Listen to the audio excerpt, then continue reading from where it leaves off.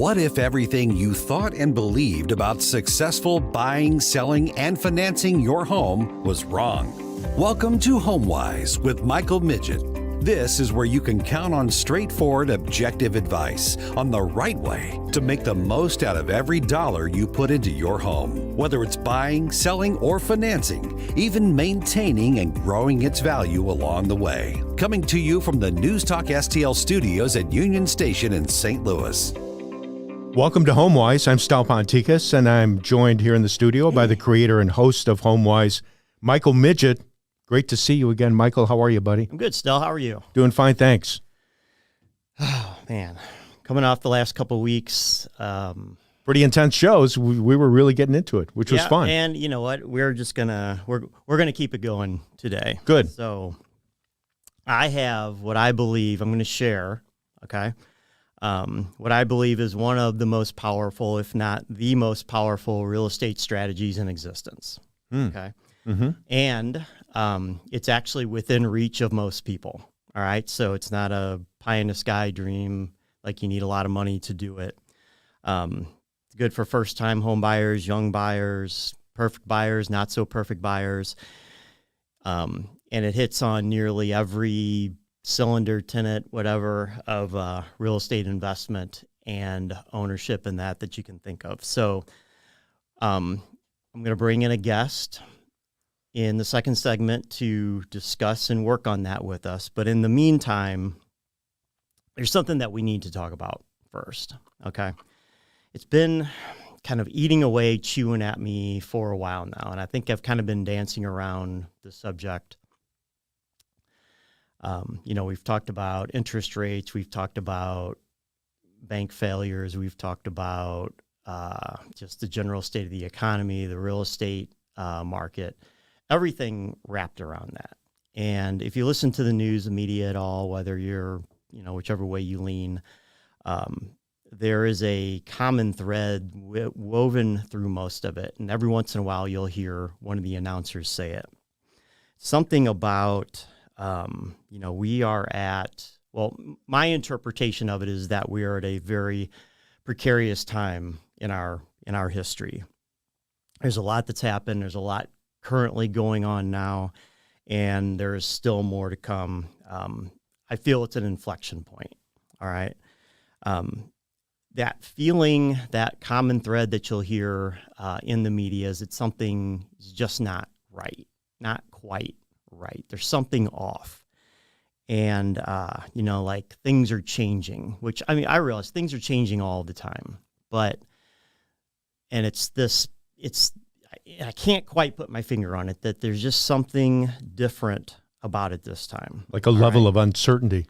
That is one of the words that I had picked to describe that. And you are right on uncertainty. All right. And all you have to do is turn on the TV, turn on your social media feed to see what I'm talking about. It's everywhere. It's every day. It's all of the time. So, to retrace some steps, a few years ago, we had this thing called the pandemic, right? It's pretty much of an extraordinary event, right? Like we haven't had too many of those recently. And it's by its very definition, the ultimate disruption. All right. To say the least, yes, it was. And I think, for all the talking and all of the focus that was put on it, I don't think that we really did it justice to put it in its place as to how disruptive it was at the time. Because, never before in modern history had we shut down not only just the U.S. economy, but the world economy, essentially. Because it's a world economy. Everything works together in unison in that. And one thing gets messed up and it throws everything else off. Well, we didn't just mess part of it up. We shut the darn thing off, right? Completely. And that was sort of, things were going on before that, but that seems to have been sort of an inflection point in and of itself. And I think we're gonna springboard off of that here too. But, just try to turn on the TV or look in your social media feed and not have some thing, whether it's a story, an idea, a concept, an issue, something going on that just is, the message is stop what you're doing, pay attention. We got a war. You guys remember we got a war going on right now, right? I mean, when I was putting this, I had almost forgotten about that because you don't hear it talked about. But I mean, we're in a war. I mean, we're not directly participating. Like, we don't have boots on the ground in that war over there, as far as I know. At the time of this taping, we do not. But there's still a war going on. And I mean, it wouldn't take a whole lot to involve a whole lot. I mean, to for that to escalate. I mean, essentially, one decision by one person, could conceivably make it happen, right? It's a big deal. And on the financial end, because you deal with finances every day, we're literally almost subsidizing that war. So we've got that issue too. Well, yeah. So we're running these deficits, right? And don't confuse deficit with national debt. The national debt is the cumulative adding up of all the deficits that we've had over time. By the way, we don't have surpluses anymore. Haven't had anywhere near a surplus in over 20 years.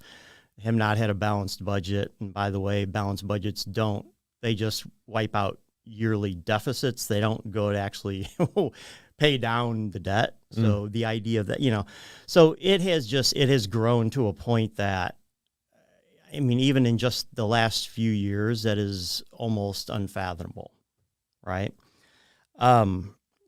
Politics. I mean, I don't even need to say more, what the issues are, what people are fighting over. I mean, it's, and it's pervasive through almost every fabric of everything.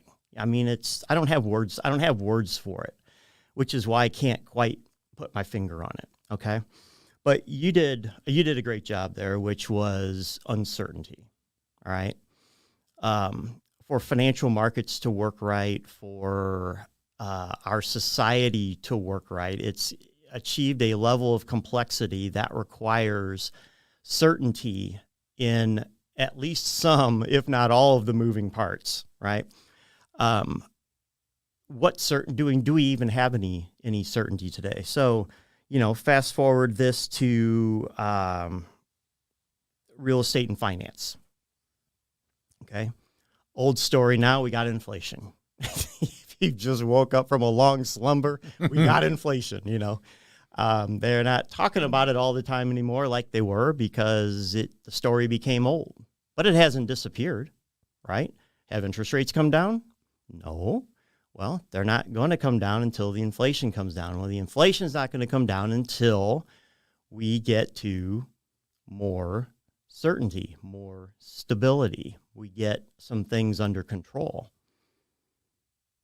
Part of that, I can't quite put my finger on it, is that I feel like things are spinning more out of control, not less out of control. Like, I feel like we're going the wrong direction. Mm-hmm. And every time we take a step in the right direction, I feel like we're getting two back in the wrong direction, or in another, or worse yet, another direction, right? And we just keep getting stretched thinner and thinner and thinner. We've only got so much bandwidth in our brains to pay attention to all this stuff. So that's why stories get old and we get fed new ones. And, what was it yesterday? What is it today? What's it going to be tomorrow? Who knows? What difference? I mean, it's going to be something, though. We're going to have something else rammed down our throats that it demands our immediate attention. Otherwise, the world's going to blow up or something. I don't know. I can't quite put my finger on it, right? But we still have inflation. It drives rates up, all right? Bank failures. It's not a new one, but it's a new one, right? It's come back again. Why? Because there's more. There's more of them. We got the third one now. It was just two. Well, now we got the third. Well, we had the second biggest one in history a couple months ago with SVP's, Silicon Valley Bank. Well, now the third one this year, First Republic, is bigger than Silicon Valley Bank. What's going on? And maybe a fourth one coming soon with PacWest Bancorp. I don't know. Yeah, and there's a couple more that are actually on the radar in the media that are getting looked at. The canary in the coal mine. The share prices plummet, right? Because when there's people that have more money than me that are in the know, right? Because that's kind of like how you get in the know. If you look at, and you can see now some of this is starting to leak into the news where so First Republic gets taken, it fails, so it gets taken over, right? And then the books get open and they want to do the forensic. It's the equivalent of an autopsy. Like, what the heck happened so we can make sure it doesn't happen again. New words, same old story, right? Oh, look. Look at what happened way back here before anything was going on. Look at all this money going out.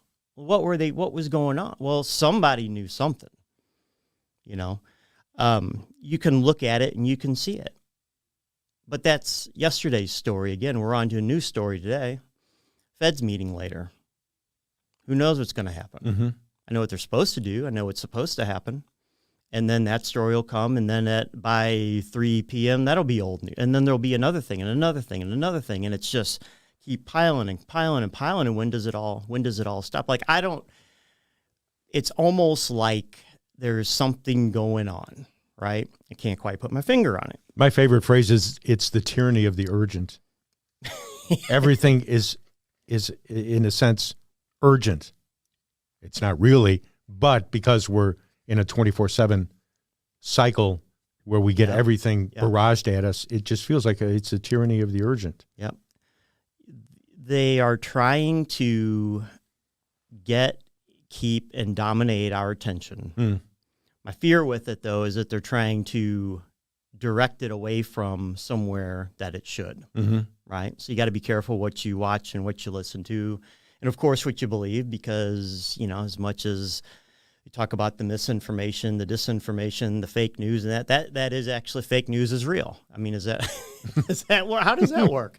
That's a conundrum. Yes. Is that real or fake? And it's getting worse because now we got this AI stuff. Yes. And it's gotten pretty good, and the genie was contained, and it was sort of a secret unless you were behind the scenes in the know. Well, now it's not behind the scenes, it's in the know, and the genie's out of the bottle. There's no putting it back. There's no, we got 40 people to sign a thing, we're going to put it on, we're going to hit pause. Like, you can't hit pause. No. I mean, that's like, I don't know what it's like, but you're not going to stuff that thing back in the bottle. They don't go back in.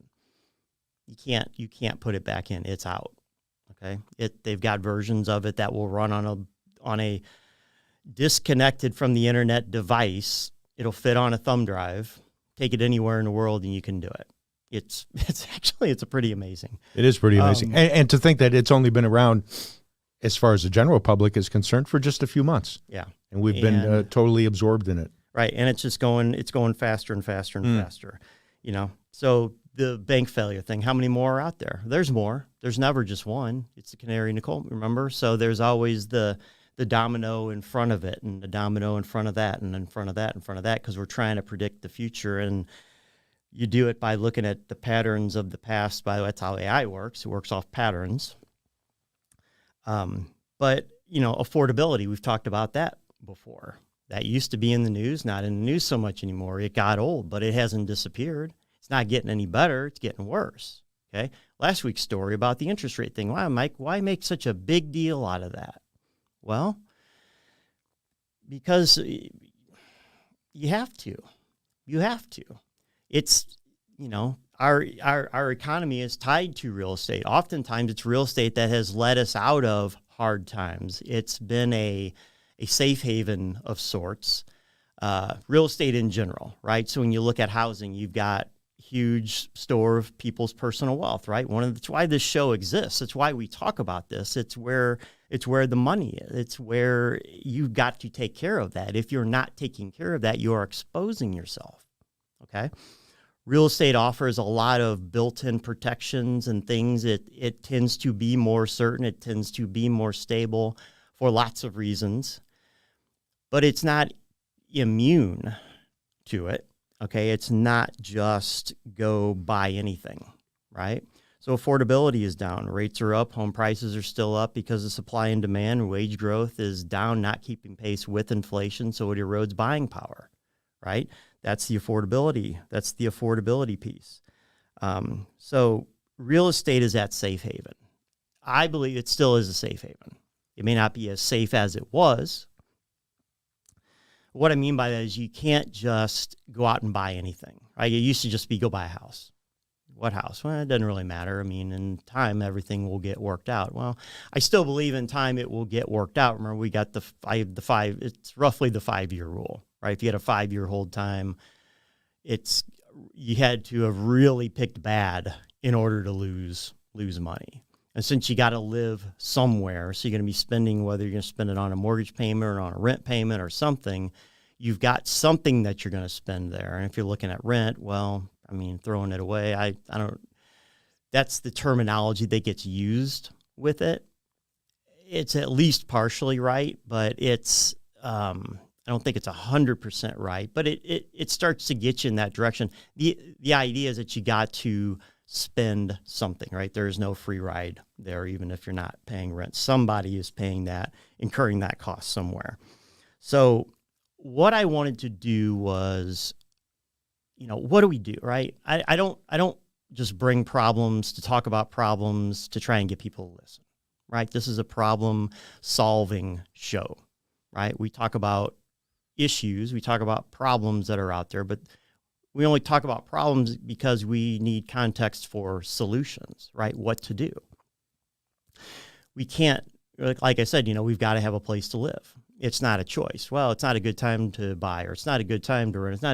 It's not a good time to need a place to live. Like, you always need a place to live. Happens also one of the reasons that real estate tends to be more stable and more certain because of that, because everybody has to live somewhere. So this strategy, so what we're going to talk about today is a strategy, okay? It's one of the most powerful, if not the most powerful, that there is, in my opinion. But once we go through it, if you disagree with me, let me know. I always love to hear that. But what I like about it is it's simple, it's straightforward. I mentioned it's within reach of most people. And probably the coolest part of all is that it's hidden in plain sight. Right. So once I tell you about it, you'll be like, oh yeah, I mean, it's not a stretch to like, I'm going to have taught you anything. This is more of shedding light on something and putting it in context and truly seeing what and how good something can be. So what I did was, I have a connection with literally the guy who wrote the book on it. All right. So we're going to get him on the phone here for this next segment, and we're going to dig into that. Good. So we will take a quick break here. You're listening to HomeWise with Michael Midget. I'm Stal Ponticus, and we will join you again here just in a couple minutes. Stay right here.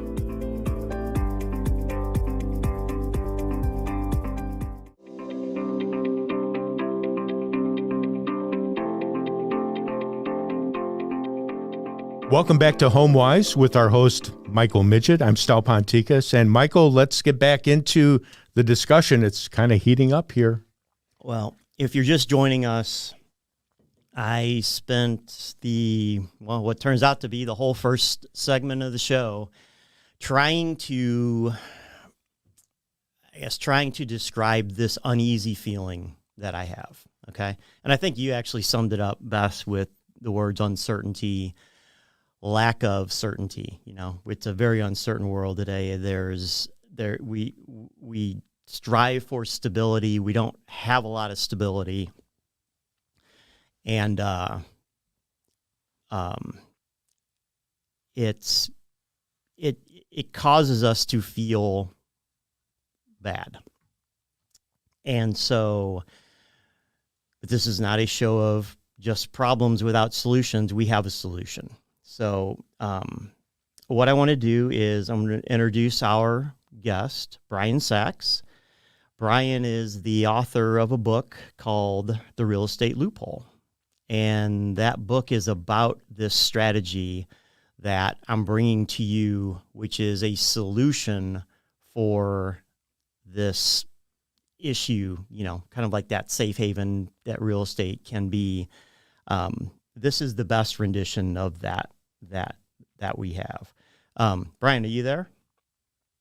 I'm here and honored to be here. Thanks for having All right. me, Michael. Well, thanks for coming on. I appreciate it. I should say this is the first telephone interview we have done since you're not located locally here and not actually in studio with us. So it's always exciting to explore some of the new technological features of our world, because we talk about technology on the show too sometimes. But thanks for coming on. Just real quick, Brian is a nationally known mortgage and real estate expert. He also happens to be a fellow mortgage loan officer. I've known him for longer than I would care to admit, 2+ decades. But Brian is a unique, I'll call him a beast when it comes to that. Upwards of 6,000 mortgage transactions, multiple billions of dollars in loan production. He's written CE courses, teaches CE courses, written articles, books, numerous radio appearances like this one, TV appearances. He's quoted regularly. Brian, is there anything that you don't do? No, but I will go back to your opening comment. I definitely look better by phone. So that's a good thing. Well, for those of us that are catching us on the video version of this, we have a very handsome picture of you. Yeah, I just put a picture up of you. Yes. So you can get a mental picture of that, the one sitting in your office there. So you're looking good. There you go. All right. So is there anything? So, yeah. No, I was going to say, is there anything that I left out of the introduction that would be important for us to know? Well, no, I think that I think you covered it. I know, I probably overdid it. Well, I mean, everything you said was factual. Right, yeah. Everything you said was factual. Amazon bestseller author. That's, I guess, a good one. All right. Well, good. Mm-hmm. I'm glad. It's worthy. It's a worthy idea. There you go. There you go. So, you're right. You opened up and talked about, that uncertain feeling. I have it too. I think we all have it. And the more we listen to the news, the more unsettling it becomes. Yep. We are beasts that want stability. We like that. Consistency in our lives in that. And, by the way, owning real estate is one of those things that brings that consistency, because it's, you can create that nest place to live, that consistency that comes with that. But let's just jump right in on this. And, let me ask you, so the title of your book, The Real Estate Loophole, what does that mean? What is the real estate loophole? Well, I mean, there is a loophole that very few consumers are aware of. But, before I even tell you about the loophole, let's talk about, if you don't mind, Michael, if it's okay with you, why I even wrote the book. We have, and I think you'll agree with this, a major affordability issue across the country. Yep. Home affordability, the gap between I just saw a statistic. It's actually interesting and scary. Over 40% of the average American's income is now going to housing. That's maybe an all-time high. And so what we have are accelerated rental rates. We have home prices that have really just, gone to all new heights, all new levels in the last 2 years, starting to moderate. But I mean, we had crazy appreciation almost across the board, across the country. And it's left this major gap between the haves and the have-nots. Yeah. And it keeps getting larger. Yeah. And so, I that's why I wrote The Real Estate Loophole. Here's what it addresses. If I were to come to you, Michael, and you're an extremely intelligent, well-versed in finance, and I said to you, Michael, how would you like to be in a situation where you own a property, your mortgage payment is covered by others every single month, you're generating a side hustle income without leaving your couch, and I'm going to give you, just to put a cherry on top, a large tax break to offset your income? Well, on the surface, that sounds too good to be true. It sounds like a late night infomercial, doesn't it? Yeah, I was going to say you hit on just about every major tenet of something that, is the subject of some late night show that somebody's trying to sell you. Well, and so let's go even deeper then. What if I put like sprinkles on top and the cherry and the whipped cream on top and said, how about this? You don't even have to have good credit, and you only have to put down 3.5%. Yeah. And if you're a veteran, you don't have to put anything down, by the way, if you're an eligible veteran.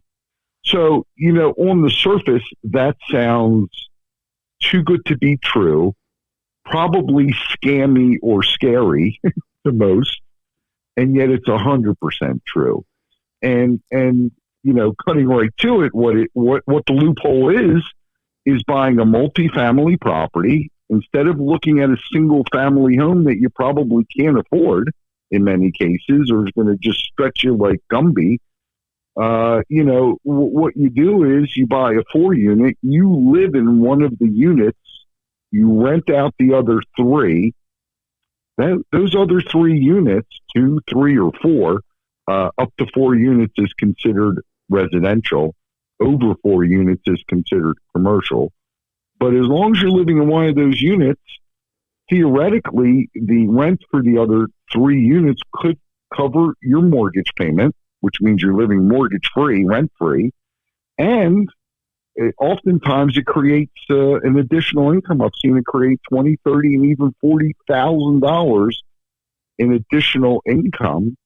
And those other units, because they are not your primary property, and again, you have to check with your accountant. I'm not an accountant, but my understanding is that you are able to write off as that part of the property that is an investment property. And so that tax benefit, the tax system is, let's not say it's rigged, but let's just say the tax system benefits home ownership, right, and investment in real estate. Okay. Yeah. And so, I was just going to say it's like so many other things in our life. It benefits those that are in the know, right? So if you know what you're doing and you have a strategy put together to leverage that, that's kind of like it sounds like that's kind of the idea anyway with this whole thing, is that begins with just being aware of it. And most people aren't, and right. Candidly, when a buyer goes home shopping, very few agents will show them a multifamily property. And it's a mistake. I've seen it, Michael, really create generational type wealth for people. They use this as a stepping stone to get into a nice area in a nice property. And once they're in there, there's nothing that says you have to live there for the rest of your life. At some point your circumstance may change. You can rent out the unit you were occupying. Your tenants are paying down your mortgage. How great is that? Your tenants are making you rich. Right. How wonderful. Well, that's the argument that's used to make, that's put forth to renters to get them to buy, which is, why do you want to enrich your landlord? Which, I don't care how rich my landlord is. I care how rich I get. Well, you know what they say? They say, you're making a mortgage. If you're renting, you're making a mortgage payment anyway. Right. So the question is, you want to make it for yourself, or do you want to make your landlord's mortgage payment? Either way, you're making one. Yep. There's no free rides. You got to live. No free rides. You got to live somewhere. Yep. Somebody's got to pay somewhere. And it's just being in the know. And you know what? And that's actually a great point, which is, it's there. It's been there forever. So it's not new concept, right? So, and generally in finance, we don't like things that are new because things that are new are unproven and therefore risky. When I look at this, I mean, I've been in industry a long time, but I'll be honest with you. When I first saw this, I thought I thought the same thing that you brought up, which was sounds too good to be true. Am I dreaming? Am I watching a late night TV show? And but I was really interested. Like, I got like that curiosity effect. I need to know what that is. It's because I got to feel like I got to know everything. Yeah, it's genetic. Yep. Flaw, working on it. I had not thought of this. I mean, so I reference it. It's a strategy. It's something that's hidden in plain sight, right? It's sitting right there in front of us that we don't notice it unless it's brought to our attention. Correct. Yeah. Correct. Yeah. So, and I think that's why it became an Amazon bestseller because, it is a loophole. The Federal Housing Administration, the Veterans Administration, as long as you're going to live in one of the units, they're treating you just like you're buying a single family home. Right. But I've had some clients, Michael, in Baltimore. I'm in Baltimore, and now I'm also in Florida. But Baltimore, is a little bit of a rough city right now. And some of the neighborhoods are a little dicey. And, I've had families that, let's say they were qualified in the 2s, but the areas they wanted to be in and the schools they wanted to put their kids in were in the 3s. And I just had a family that I was able to convince them, easily convince them, or I guess maybe the board has exposed them instead of convinced them. But I shared with them the real estate loophole idea. And, here's the thing, as you know, we can count the rental income from the other 3 units as qualifying income. And so I was able to show them how buying a 4 unit not only covered everything we just spoke of, but it allowed them to move from a $200,000 neighborhood into a $300,000 neighborhood where all the statistics were different. The crime statistics were different. The school system statistics were different. And, the wife kissed me, not on the lips, just to be fair, but she did kiss me. And I think he would have kissed me too, but he didn't. He shook my hand and gave me a hug. Oh, that's when you're doing something right. Right. Because, our job is one of those things where that doesn't happen to us a lot. Yep. But the agent wasn't happy with me, ironically. I know. The agent was not happy with me because, these properties do involve a little bit more due diligence. And depending on your city and your geography, some areas have more multis, duplexes, triplexes, 4-unit. Some areas don't. But, it was a little bit more work for the realtor, and she let me know that she wasn't real happy about that. But that's a separate issue. Meanwhile, she made a sale for $300 instead of $200. Yeah, I was going to say, it sounds like, if I'm doing my math right, she probably made, you helped her. She made more money, but she's angry. Right. Yeah. Right. I helped her make more money, and she's angry. So go figure. I don't know. Welcome to my world, everyone. One of the tenets of this, and we're hitting on just about everything that we stand for here at HomeWise Radio. One of those being is do what's right for the client, and it doesn't matter what it takes. We do what's right for them, not necessarily what's right for us. And part of that is just we're talking about a strategy, so we're applying a strategy to the situation. And I want to dial in and focus on something that you said, which is so big, I don't want anybody to miss it.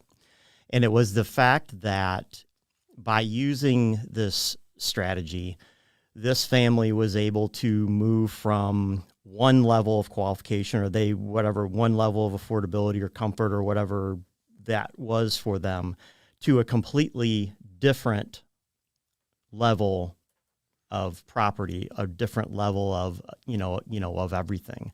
And by doing that, same borrower, same finances, same everything, but better strategy, right? Better strategy to get a better outcome. And in this case, it was probably, like you said, is in a completely different ballpark. And I'll tell you, Michael, you and I are cut from a very similar mold. Okay. And that is, it's so important that I have to call it out.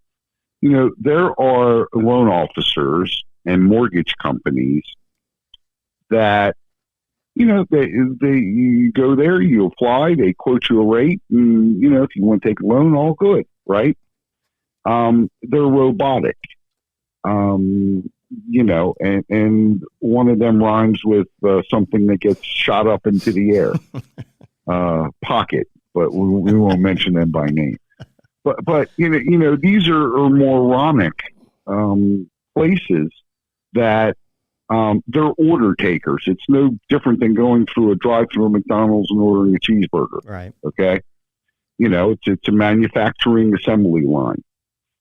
But I know you and I are cut from the same cloth, and what we try to do really as a professional originator and not a trained monkey, that takes orders, you have to look at the client's entire situation, what their comfort levels are, what their capacity is, and really what their goals are. Nobody listens to that. Nobody even asks. And so that's really looking at it very holistically and trying to figure out a solution. And for this family, the real estate loophole was the solution. There wasn't another solution. And, I just think it's important that you know who you're working with. And while speed is good, getting your mortgage through your ATM machine or phone app isn't always going to provide you with the best result. Yeah, you have to, people like, they don't know what they don't know, right? So oftentimes they just go with, whoever they're referred to, and that's okay. You can get to a good person through a referral, but unless you are aware of this idea of, so that's why we talk about strategy so much, and that it's more than that, than just that order taking. And by the way, you can apply a strategy quickly, right? It doesn't have to take forever. It may not be at microwave speed like a digital app might be that you could, apply for that loan at 2:30 in the morning, but I have never been asked to approve someone at 2:30 in the morning. So it's kind of like some of that speed gets wasted, right? It's not necessary, but it doesn't have to be long and arduous, complicated process like some people might lead you to believe. It's just, you guys just have to give a damn. And that's what we do. We're coming up on a hard break here. Are you able to hang around for a little bit? Because I have a big thing that I want to dig into again on this. All right. How can I say no? All right. Okay. But before we go, why don't you give us your contact information and then hang on and we'll be back after break. Super. Well, the best place to go is therealestateleoophole.com. That's the website. Little video there I did for everyone. Therealestateleoophole.com. Okay, and that's the book, and that will sum up a lot of what we've spoken about here. And I'm sure there's a lot more. There's a lot more there, but therealestateleoophole.com. Okay, hang on. We'll be right back, and we're going to dig more into the financial opportunity attached with this. You're listening to HomeWise with Michael Midget. I'm Stal Ponticus, and we will be right back with our special guest, Brian Sachs, here on HomeWise.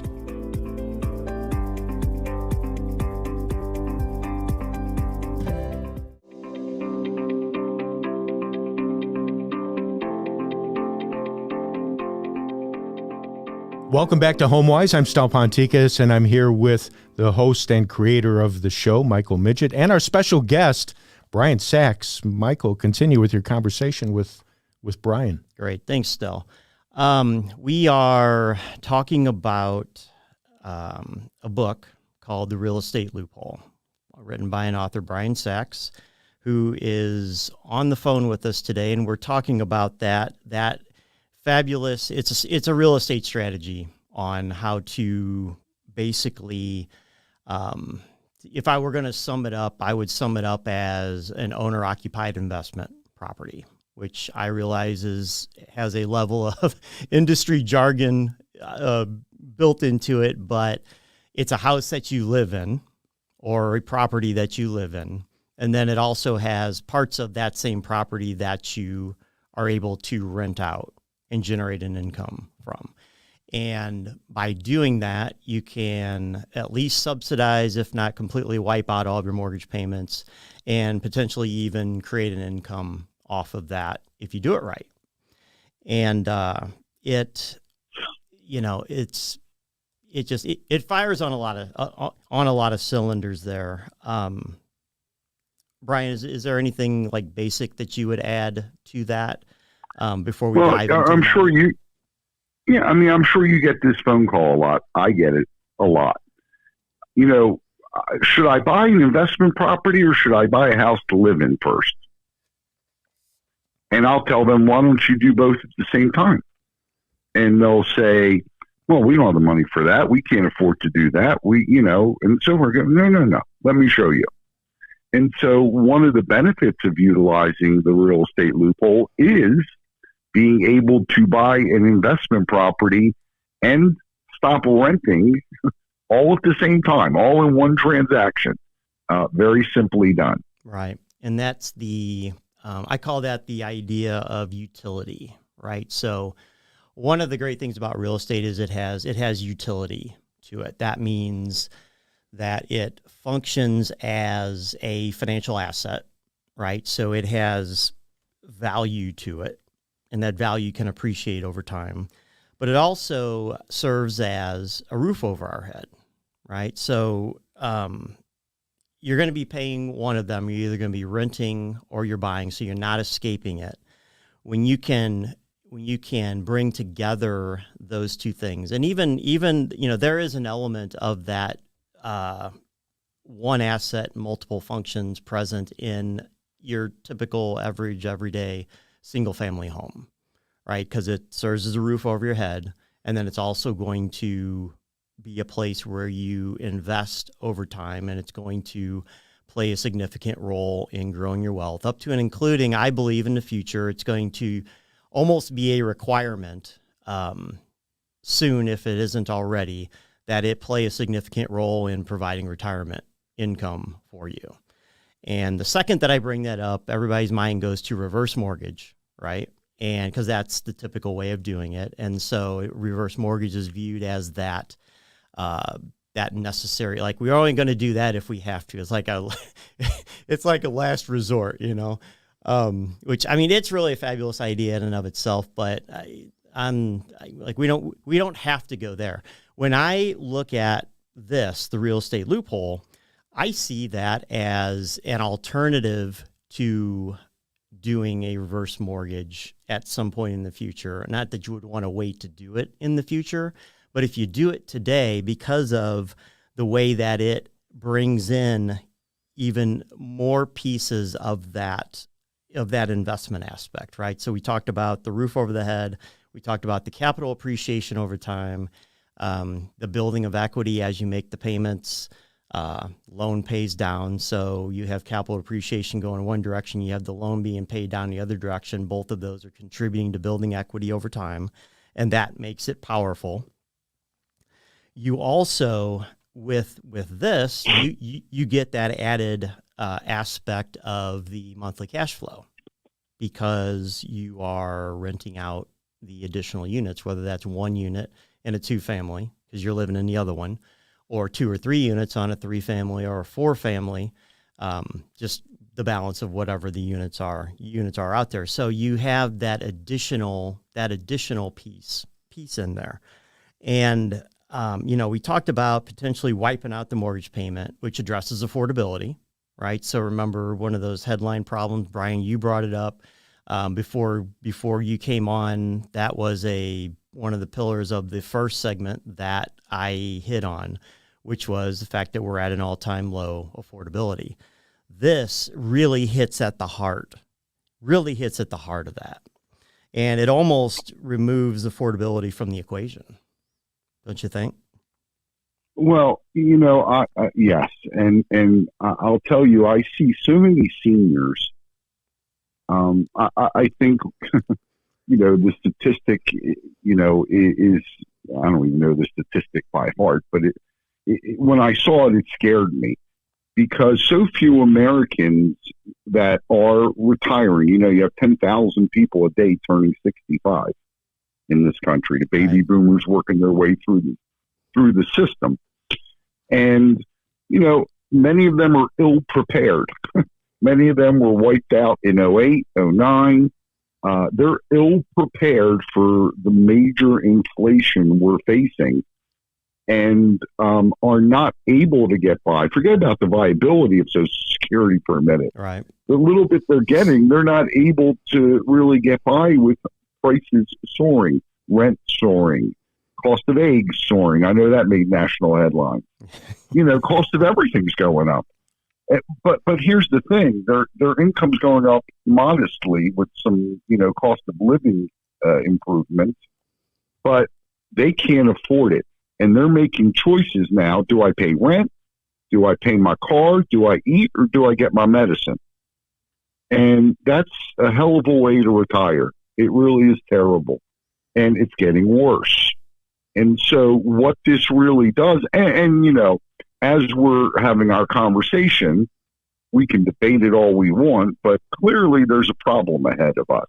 Whether we're in a recession or about to go into one, I mean, we could debate that for hours, but we're not in great economic times, folks, right? And so many of these folks are thinking about getting a part-time job in their retirement, but stores are closing. Businesses are laying off as we speak. And so, if you were hoping to make a couple grand a month at working at Walmart at 80 years old, standing on your feet and making nice to everybody, there's nothing wrong with that. But you could do it with the real estate and really not have to leave your couch. That 4-unit could potentially throw off the same income you'd be making standing on your feet 8 hours a day at a Walmart. So, it solves an issue. You're right. You're right. Exactly right on what you said, Michael. This is a solution for seniors and a very good one. And one that allows them to leave a legacy for their, offspring. Yeah. I mean, and actually bringing in the element of the seniors in that. See, one of the things I think of when I think of this is, I call it strategy stacking. So, you've got the strategy, this is a real estate, it's an investment strategy. It's all of those things, and it serves lots of purposes, but you could still even layer another one on top of that and say, okay, well, if I'm a senior and there's a lot of seniors in the boat that you just described there that are getting squeezed from every direction, and they don't have any really good options available to them. That they're not the only ones, right? Because we just said that they're not the only ones. And but if you're in the know and then something that other people don't, you can become a solution to their problem, just like perhaps we're a solution to, the senior's problem, that you can rent, so if it's a 4-family and you need 3 tenants, your 3 tenants might be those people that are in the same boat as you, and you can create an environment there that works for everybody. Or how about your own family? Or that. Now, I know some families that might not be able to live in that close in that close. Well, but you're not in the same. look, I'm going to tell you, there's a lot of kids that have moved into their parents' basements. There's a lot of parents who've moved into their parents' basement. Yeah. Or their parents are moving into their house. Yeah. Because of the affordability issues. Here, you can all live in the same building, separate units. Nobody cares when you flush. Well, Nobody hears it. Yeah, well, see, the kids are already, I mean, like you said, the kids are already doing it. So, little Johnny might still be in the basement, living in the basement. So he went off to college, he got his 4-year degree, but now he can't find a job. Or he can't find a job that pays enough to buy in this inflated environment. And gosh, I mean, if you think buying was expensive, go try and rent something. Yeah. I mean, people like crazy. I've been challenged on this, you can buy for less than rent thing, and no, I can go rent an apartment for $800 a month. Well, you can't go rent a 4-bedroom home in this nice neighborhood for $800 a month. By the way, I don't think you can rent an apartment anymore for $800 a month. It's about double that where I live. And that starts to approach what homes cost, right? So, but I mean, think about that. Like if, kids are already doubling up in houses. I got together with 3 of my friends. We're going to go rent a house, right? Well, it's not that much of a stretch to, if you had a wise set of parents or a young person with means, to say, hey, you know what? Why don't I buy it and then you guys can rent from me? And it's just, I mean, it's, when you tear into the math on it, it's just, it gets to be, like you said, it almost sounds too good to be true. And I know math is hard to do on the radio, because we're just talking here, and even though we're on video, I don't have I don't have a whiteboard. I can't, I'm not showing things like I would if we were sitting face to face. But, if you just think about it conceptually, it makes sense on so many levels. So, and we still didn't even cover all of the facets there. But if you want to know more about this, what my recommendation would be to visit the realestateloophole.com. So just like it sounds, and that, where you can get more information on that. There's actually a book available, costs what books cost these days, which is next to nothing. And you can get a copy of that. I know you've got some additional things that come along with that. So it's more than just a book you can get. Yeah, there's some bonuses that come with the book. And, it's 101 ways to improve your credit. Lots of folks need to. And another book about various grant programs around the country.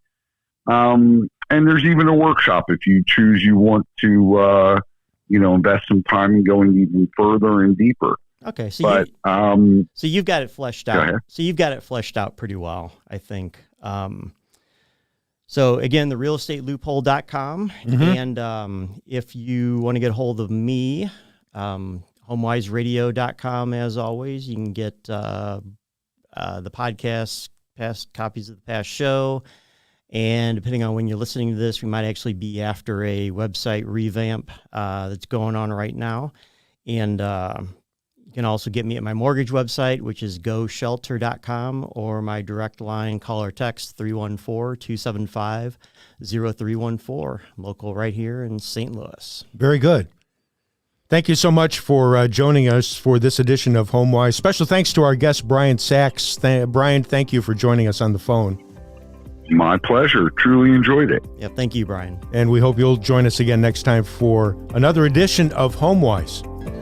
Loans and loan information provided by Shelter Mortgage, Inc. Visit us at GoShelter.com and MLS number 192609. A Missouri residential mortgage licensee and equal housing lender. Call 888-497-2558 for additional cost information. Other restrictions may apply.